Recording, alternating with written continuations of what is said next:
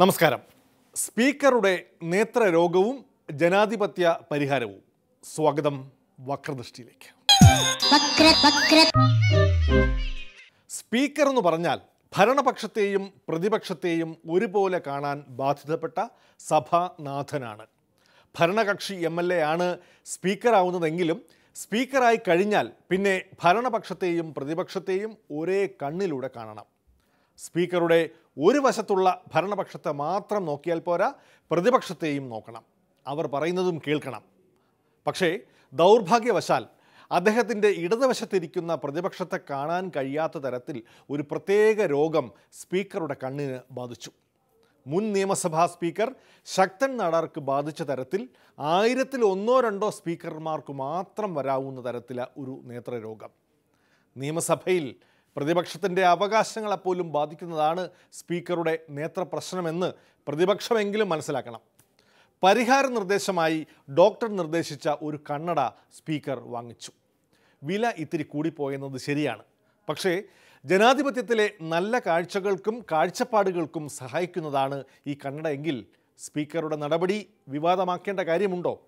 നമ്മൾക്കെല്ലാവർക്കും തിമിരം, മങ്ങിയ കാഴ്ചകൾ കണ്ടു മടുത്തു, കണ്ണടകൾ വേണം, കണ്ണടകൾ വേണം.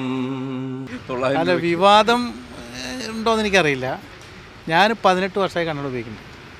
500 രൂപ, 1000 രൂപ, പിന്നെ അപ്പുറം കണ്ണടയുടെ ഫ്രെയിം ഞാൻ വാങ്ങിച്ചിട്ടില്ല. ഇത് ഗ്ലാസ് വാങ്ങിയപ്പോൾ ഇതിനോടൊപ്പം ഫ്രീ കിട്ടിയതാ. 13 രൂപയായി, കാശ് നോക്കിയില്ല. പക്ഷെ എനിക്കിപ്പോൾ ഒരാവശ്യമായിട്ട് വന്നു. കാരണം എനിക്ക് കാഴ്ചയിലൊരു പ്രശ്നമുണ്ട്. പ്രത്യേകിച്ചും ഇടത് ഭാഗത്തേക്ക് നോക്കണമെങ്കിൽ ഇതെങ്ങനെ മൊത്തം തിരിയണം.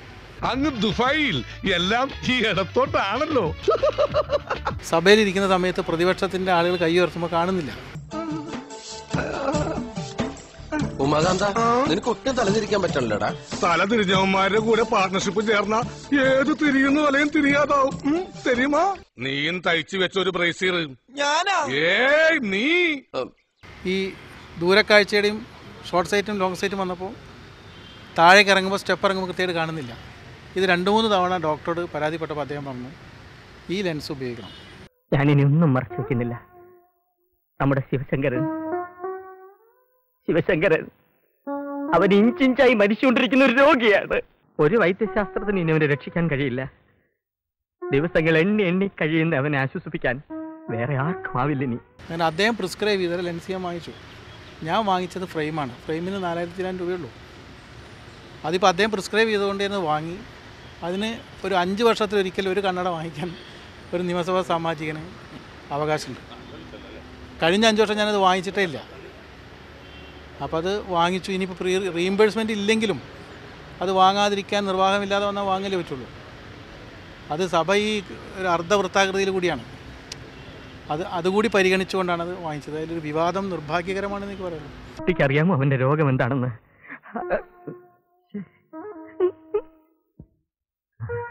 കീമിയം.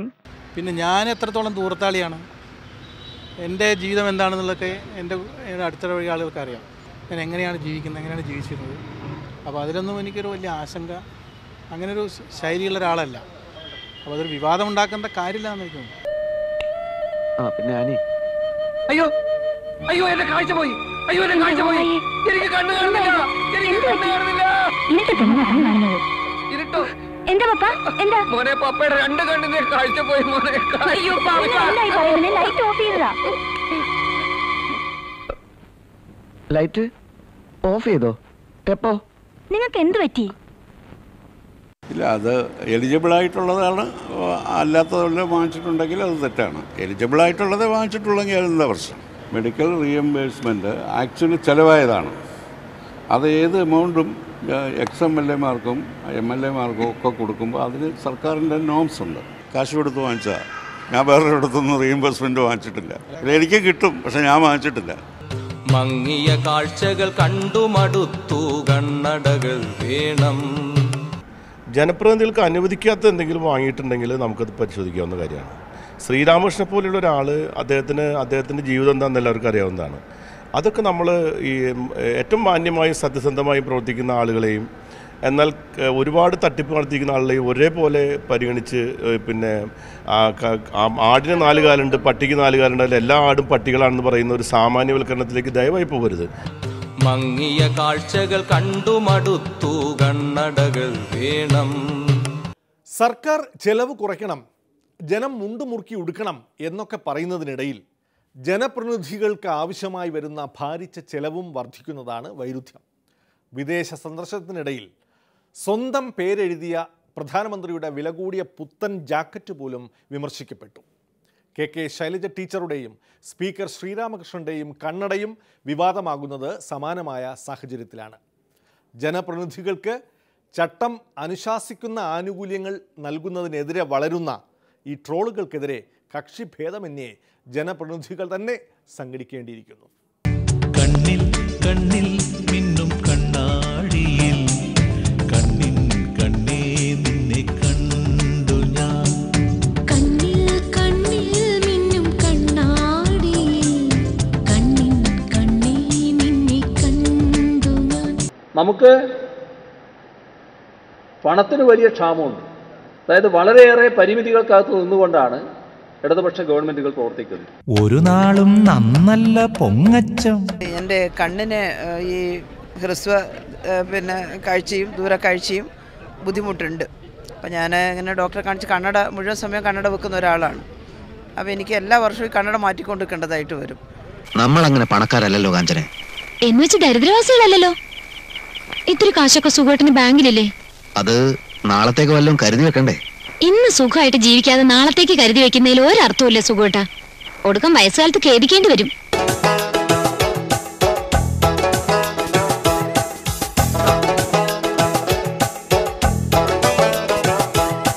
വരവറിയാതെ ചെലവ് കഴിച്ചാൽ പെരുവഴിയാധാരം, ആർക്കും പെരുവഴിയാധാരം. CPIMന്റെ നേതൃത്വത്തിലുള്ള ഗവൺമെന്റുകൾ വഹിക്കുന്ന പങ്കും അവയ്ക്ക് അഭിമുഖീകരിക്കേണ്ടി വരുന്ന പ്രയാസങ്ങളും പാർട്ടി മുഴുവനും അറിഞ്ഞിരിക്കണം. കടം വീട്ടാൻ നീ നിന്റെ വീട്ടിൽ നിന്നും കാശ് കൊണ്ടുവരുന്നില്ലല്ലോ. എന്താ ഇങ്ങനെയൊക്കെ സംസാരിക്കുന്നത്? ഞാൻ കാശില്ലാത്ത വീട്ടിലാണെന്ന് സുഖേട്ടന് അറിയാവുന്നതല്ലേ? കാശില്ലാത്ത വീട്ടിലെ പെണ്ണായിട്ടാണോ നിന്റെ ഇപ്പോഴത്തെ ജീവിതം?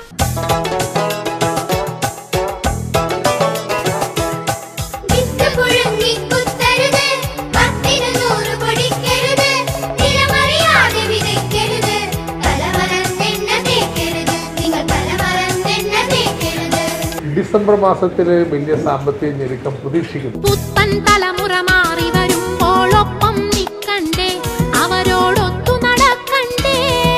കമ്മ്യൂണിസ്റ്റ് പാർട്ടി മറ്റു പാർട്ടികളിൽ നിന്ന് വ്യത്യസ്തമായൊരു പാർട്ടിയാണ്.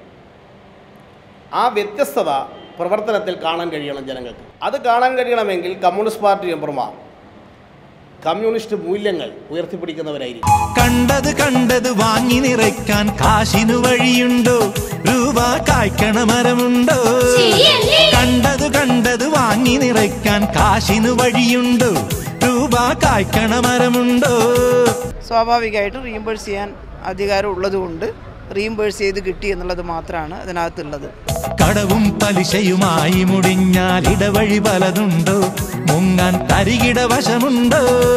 ഈ പാദത്തിൽ വായ്പ എടുക്കേണ്ട വായ്പ മുഴുവൻ എടുത്തു കഴിഞ്ഞു. ഇരവൽ പണ്ടം വാങ്ങരുത്, ഇലമറന്നുണ്ണരുത്, നിങ്ങൾ ഇരിക്കണ കൊമ്പ് മുറിക്കരുത്. നീ അപ്പൊ അങ്ങനെ ചെയ്തത് നന്നായി. ഇല്ലെങ്കിൽ ഈ കേസിൽ ഞാൻ ഒറ്റപ്പെട്ടു പോയനെ. കണ്ണുണ്ടായിട്ടും പലതും കാണാതെ പോകുന്ന യൂത്ത് കോൺഗ്രസുകാർക്കും അവരുടെ നേതാവ് VT ബാലറാമിനും കണ്ണട വച്ചാലേ എല്ലാം കാണാൻ കഴിയൂ. വില കൂടിയ കണ്ണട ഇല്ലെങ്കിലും ഒരു ഓല കണ്ണാടിയെങ്കിലും വേണം.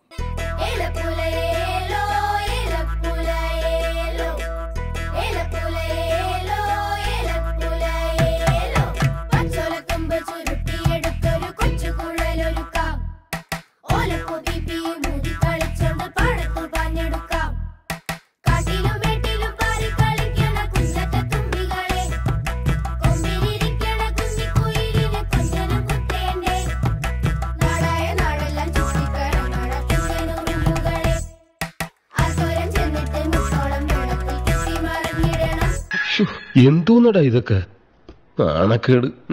കോൺഗ്രസിന്റെ ഏതെങ്കിലും നേതാക്കന്മാർ രാവിലെ കുളിച്ച് അത്യാവശ്യം കാണാൻ കൊള്ളാവുന്ന ഒരു വസ്ത്രമിട്ട് പുറത്തിറങ്ങിയാൽ ഇവർ കഴിഞ്ഞ കാലങ്ങളിലൊക്കെ ആക്ഷേപിക്കാറുണ്ട്, ഇതാ പൗഡർ കുട്ടപ്പം വരുന്നു, ഖദർ ചുളിയുന്നില്ല, ഇവർക്ക് ജനങ്ങളുമായി ബന്ധമില്ല, ഇവർ അമൂൽ ബേബികളാണ്, ഇവർ താഴെത്തട്ടിലിറങ്ങി പ്രവർത്തിക്കുന്നില്ല, എന്തൊക്കെ ആക്ഷേപം നമ്മളടക്കം അത് കേൾക്കുന്ന ആളുകളാണ്. ഞങ്ങളിതാ പാവപ്പെട്ട ആളുകൾ, മണിക് സർക്കാരിൻ്റെ ആളുകൾ കട്ടൻ ചായയും പരിപ്പ് പൊടിയും മാത്രമേ കുടിക്കുകയുള്ളൂ. അങ്ങനെ പറയുന്ന ആധുനിക കാലത്തെ പാവപ്പെട്ടവരുടെ പടത്തലവന്മാരൊക്കെ ഇപ്പൊ 50,000 രൂപയുടെ കണ്ണടയും വെച്ചുകൊണ്ടാണ് നടക്കുന്നത് എന്ന് ചാനലുകൾ ബ്രേക്കിംഗ് ന്യൂസ് വെച്ച് പുറത്തുവിട്ടുകൊണ്ടിരിക്കുക. 50,000 ഇല്ല കേട്ടോ, ഞാൻ തെറ്റായി പറഞ്ഞതാണ്. 49,900 100 കുറവുണ്ട്. ഒരുപാട് അധ്വാനിച്ച് ഒരുപാട് വിലപേശൽ നടത്തിയിട്ടാണ് ആ 100 രൂപയുടെ കുറവ് സംസ്ഥാന ഖജനാവിന് വലിയൊരു ലാഭമുണ്ടാക്കുന്ന കുറവ് വരുത്തി വെച്ചത് എന്നാണ് മനസ്സിലാക്കുന്നത്. കോടിയേരി പുത്രൻ ബിനീഷ് കോടിയേരിക്കെതിരെ പാർട്ടി പോളിറ്റ് ബ്യൂറോയ്ക്ക് പരാതി ലഭിച്ചിട്ടുണ്ടെന്ന് party general secretary Sitaram Yechury സ്ഥിരീകരിച്ചതിനു പിന്നാലെ ബിനോയ്ക്കെതിരെയുള്ള കേസിനും വ്യക്തത വന്നു തുടങ്ങി. ഇന്ത്യയിൽ കറങ്ങി നടക്കുന്ന ഒരു അറബി തിരുവനന്തപുരം പ്രസ് ക്ലബിൽ വാർത്താസമ്മേളനം നടത്താൻ വരുമെന്ന് പറഞ്ഞിട്ട് ഒരു കാട്ടറബിയും ഇതുവരെ വന്നില്ല.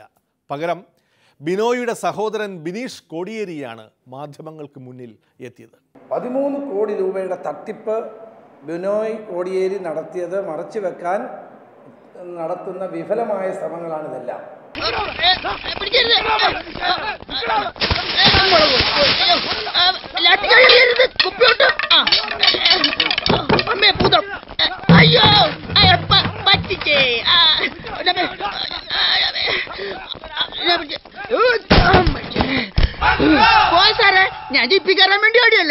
ഏതായാലും മാർക്സിസ്റ്റ് പാർട്ടിക്കും അതോടൊപ്പം തന്നെ പാർട്ടി സെക്രട്ടറി കോടിയേരി ബാലകൃഷ്ണനും ഇതിൽ നിന്ന് ഒഴിഞ്ഞു മാറാൻ കഴിയില്ല. മുതലാളി, നമുക്കൊരു തീരുമാനം ഉണ്ടാക്കാം. എന്ത് തീരുമാനം? നമ്മൾ നേരെ പഞ്ചാബി ഹൗസിലേക്ക് ചെല്ലുന്നു. എന്നിട്ട് മര്യാദക്ക് ബോട്ട് വിട്ട് തരാൻ പറയുന്നു. എന്നിട്ട് അപ്പൊ ഒരു ബോട്ട് വിട്ട് തരില്ല എന്ന് പറയുന്നു. അപ്പൊ ഒരു തീരുമാനമായില്ല. അതിന്റെ അടുത്ത നടപടി എന്ന് പറയുന്നത് അടുത്ത ഒരാഴ്ചക്കകത്ത് വീണ്ടും ബിനോയ്ക്ക് അപ്പീൽ കൊടുക്കാം. ആ ഒരാഴ്ച കഴിഞ്ഞ് ബിനോയ്ക്ക് അപ്പീൽ കൊടുത്തു കഴിഞ്ഞാൽ അതിനുള്ള ട്രാവൽ ബാനെതിരായുള്ള നടപടി എന്താണ് എന്ന് അവിടെ കോടതി തീരുമാനിക്കും. ഈ ട്രാവൽ ബാൻ എന്ന് പറയുന്നത് ദുബായിൽ നിന്ന് തിരിച്ച് ഇന്ത്യയിലേക്കോ അല്ലെങ്കിൽ വേറെ സ്ഥലങ്ങളിലേക്കോ യാത്ര ചെയ്യുന്നതിനുള്ള തടസ്സം മാത്രമേ ഉള്ളൂ. ഇപ്പോൾ അവിടെയാണല്ലോ കേസ് നടക്കുന്നത്, അവർക്ക് അത് തന്നെയാണല്ലോ വേണ്ടത്. അവൻ അതിൻ്റെ നിയമപരമായ നടപടികളായിട്ട് മുന്നോട്ട് പോയിക്കോട്ടെ. ദുബായിൽ ബിനോയ്ക്കെതിരെ ചെക്ക് കേസ് ഉണ്ടെന്നും അതിനെ തുടർന്ന് ട്രാവൽ ബാൻ ഉണ്ടെന്നും വെളിപ്പെടുത്തിയ ബിനീഷ് കോടിയേരിക്ക് അച്ഛൻ കോടിയേരിയെ ഇതിൽ വലിച്ചിഴയ്ക്കുന്നതിൽ മാത്രമാണ് അഭിപ്രായ വ്യത്യാസം. ലോകത്തിന്ന് വരെ ആരും കാണിച്ചിട്ടില്ലാത്ത ഒരു തറവേല ഞാനിപ്പോ ഇവിടെ കാണിക്കാൻ പോവാണ്. കൂടെ നിന്നോണം. നീ വേഗം കാണിക്കേ. ഞാനൊരു ഉദാഹരണം പറയുകയാണെങ്കിൽ, ഞാൻ ഒരാളെ കൊല്ലും എന്ന് വിചാരിക്കുക, അതിൻ്റെ ഉത്തരവാദിത്തം എൻ്റെ അച്ഛനാണോ ഏറ്റെടുക്കേണ്ടത്? ഞാനൊരാളെ കൊന്നു കഴിഞ്ഞാൽ അതിൻ്റെ ഉത്തരവാദിത്തം എൻ്റെ അച്ഛനാണോ ഏറ്റെടുക്കേണ്ടത്? അല്ലല്ലോ. അപ്പോൾ ഞാനും എൻ്റെ ബ്രദറും പ്രായപൂർത്തിയായ ആൾക്കാരാണ്, ഞങ്ങൾക്ക് കുടുംബമുള്ള ആളുകളാണ്. അപ്പോൾ ഞങ്ങൾ എന്തെങ്കിലും കാര്യങ്ങൾ ചെയ്യുന്നുണ്ടെങ്കിൽ അത് നല്ലതായാലും ചീത്തയായാലും അതിൻ്റെ ഗുണം അനുഭവിക്കേണ്ടത് ഞങ്ങളല്ലേ. അപ്പോൾ അതിൻ്റെ അകത്ത് ഇത്തരത്തിലുള്ളൊരു കാര്യം ചെയ്യുമ്പോൾ പാർട്ടിയുടെ സെക്രട്ടറി ആയിപ്പോയി എന്നുള്ളത് കൊണ്ട് അച്ഛൻ ഇതിൻ്റെ അകത്ത് വലിച്ചിട്ട് കൊണ്ട് ഒരു സൃഷ്ടിക്കുന്ന ശരിയാണ്. സൂര്യനായി തഴുകിയുറക്കമുണർത്തുമെന്നച്ഛനെയാണെനിക്കിഷ്ടം. ഞാനൊന്നു കരയുമ്പോൾ അറിയാതെ ഉരുകുമെന്നച്ഛനെയാണെനിക്കിഷ്ടം. ഇപ്പോൾ എനിക്ക് ദുബായിലുള്ള ഒരു പൗരനുമായിട്ട് ഒരു കേസുണ്ടെന്നിരിക്കുക. ഞാൻ നേരെ ദുബായി ചെന്ന് ഇറങ്ങിയിട്ട് അവിടെയുള്ള ദുബായ് ഗവൺമെൻറ്റിനെതിരായിട്ട് ഉള്ള ദുബായ് ഗവൺമെൻറ്റിന് കേസ് കൊടുക്കുകയോ അല്ലെങ്കിൽ ദുബായിലുള്ള ഷെയ്ഖിൻ്റെ അടുത്ത് കേസ് കൊടുക്കുകയാണോ, ഒരു പരാതി കൊടുക്കുകയാണോ ചെയ്യുന്നത്? അതല്ലല്ലോ അതിൻ്റെ രീതി. ഏത് സ്ഥലത്താണോ ആ പറയുന്ന പോലെ തന്നെ ഡിസ്പ്യൂട്ട് നിലനിൽക്കുന്നത് ആ സ്ഥലത്തിലെ കേസ് നടത്തേണ്ടത്. അതിൽ അച്ഛൻ എന്താണ് വലിച്ചെടുക്കുന്നത് മനസ്സിലാക്കാനുള്ള സാമാന്യ ബുദ്ധിയൊക്കെ ഉണ്ട്. പിന്നെ ഇതൊക്കെ കുറേ കാലമായില്ലേ, ഇതൊക്കെ ഒരു ഭാഗമായതുകൊണ്ട് ഇതൊന്നും വലിയ കാര്യമൊക്കെ എടുക്കുന്നില്ല. പറയുന്നവർ ഇനിയും പറഞ്ഞോട്ടെ. ബിനോയ്ക്കെതിരെ ദുബായിൽ കേസ് ഇല്ലെന്നാണ് പാർട്ടി സംസ്ഥാന സെക്രട്ടേറിയറ്റ് അടക്കം പ്രസ്താവന ഇറക്കിയത്. ഇപ്പോൾ കേസ് ഉണ്ടെന്ന് സഹോദരൻ വെളിപ്പെടുത്തുന്നു. കൊടുക്കാനുള്ള കോടിയുടെ കണക്കിൽ മാത്രമാണ് വ്യത്യാസം. ഞങ്ങൾ കേസില്ല എന്ന് പറഞ്ഞിട്ടില്ല, കേസ് നിലനിൽക്കുന്നുണ്ട് എന്ന് പറഞ്ഞിട്ടുണ്ട്. 1 മില്യൺ മാത്രമേ കേസുള്ളൂ, 1 മില്യൺ മാത്രമേ ഞങ്ങൾക്ക് അവരുമായിട്ടുള്ള ഡിസ്പ്യൂട്ട് നിലനിൽക്കുന്നുള്ളൂ എന്നാണ് ഞങ്ങൾ ആദ്യമേ പറഞ്ഞുകൊണ്ടിരിക്കുന്നത്. പക്ഷേ എല്ലാ ആളുകളും പറഞ്ഞു പരത്തിയിരിക്കുന്ന ഒരു പുകമറ എന്ന് പറയുന്നത് 13 കോടി രൂപയാണ്. എന്താ കാശാദ്യങ്ങള്? ഈ സാബാണൊരു പാവണ്. ഈ കടപ്പുറത്ത് ആദ്യമായി ഒരു ബോട്ട് വന്നിറങ്ങി എത്ര രൂപ ലേലം കൊള്ളുന്ന വിചാരം? 1.5 ലക്ഷം രൂപ. വൈകുന്നേരം കാശൊക്കെ പിടിച്ചോ. എന്നാലും കാശ് ബാക്കി നിൽക്കുകയല്ലേ? കൂടി വന്ന 24 മണിക്കൂറേ ബാക്കി നിൽക്കുന്നുള്ളൂ. നാളെ രാവിലെ എന്റെ ബോട്ടാണ് ആദ്യം എടുക്കാൻ പോകുന്നത്.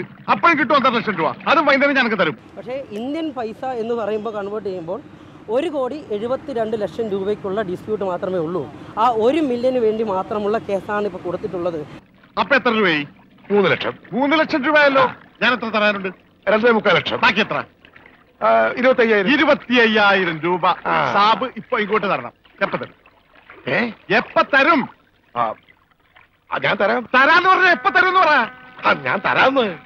എന്റെ കാശിന് വിലയൊന്നുമില്ലേ? എന്താ ഇത് ഓക്രിത്രം പറഞ്ഞാലുണ്ടല്ലോ ഇടിച്ച് എല്ലായിടത്തും പിച്ചാത്തി പിടിയിട്ടുള്ള ഞാൻ. ദുബായിലേക്ക് കടക്കാൻ യാതൊരു പ്രശ്നവുമില്ലെന്ന് തെളിയിക്കാൻ അങ്ങോട്ട് പോയ ബിനോയ് അവിടെ നിന്ന് തിരിച്ചു വരാൻ കഴിയാത്ത ട്രാവൽ ബാനിൽ കുടുങ്ങിയിരിക്കുകയാണ്. കേസുള്ളപ്പോൾ സ്വാഭാവികമായ നടപടി. കേസ് കൊടുത്ത അറബി ഇനി ഇവിടെ വന്ന് പത്രസമ്മേളനം നടത്തുമോ എന്നാണ് അറിയേണ്ടത്. ആ ട്രാവൽ അവനോട് നിന്നോട്ടെ. അവന് അത്യാവശ്യമൊന്നുമില്ല നാട്ടിൽ വന്നിട്ട്. അവനോട് നിന്നോട്ടെ. ഇവൻ ആരാണ്, എന്താണ്, ഏതാണെന്നൊന്നും അറിയാതെ ഇവനെ പുറത്തുവിടാൻ പറ്റില്ല. അതുകൊള്ളാം. പക്ഷെ ഇവന്റെ പേരിൽ നിലവിൽ കുറ്റമോ പരാതിയോ ഇല്ലാത്തതിനാൽ അകത്തിടാനും പറ്റില്ല. വേണ്ട. ആ ട്രാവൽ അവനോട് നിന്നോട്ടെ. അവന് അത്യാവശ്യമൊന്നുമില്ല നാട്ടിൽ വന്നിട്ട്. അവനോട് നിന്നോട്ടെ. ഇവനെ പുറത്തുവിടണ്ട, അകത്തുവിടണ്ട. അവനാ വാതിക്ക നിന്നോട്ടെ. പാറാവുകാരനൊരു കൂട്ടാകുമല്ലോ. വക്രദൃഷ്ടിയിൽ ഇടവേളയാണ്. മാറാത്ത പിണറായി ശൈലി. പാലം തൂണിലാണ് ബായ്, ഞാൻ ഇങ്ങനാണ് ബായ്, അതിനെന്താണ് ബായ്. സാധാരണ നിലക്കുള്ള എന്റെ ശൈലി പറ്റില്ല എന്നാണ് അദ്ദേഹം പറയുന്നത്. ഏത് ശൈലിയാണ് ഞാൻ മാറ്റേണ്ടത് എന്ന് എനിക്ക് ഇതേവരെ തോന്നിയിട്ടില്ല.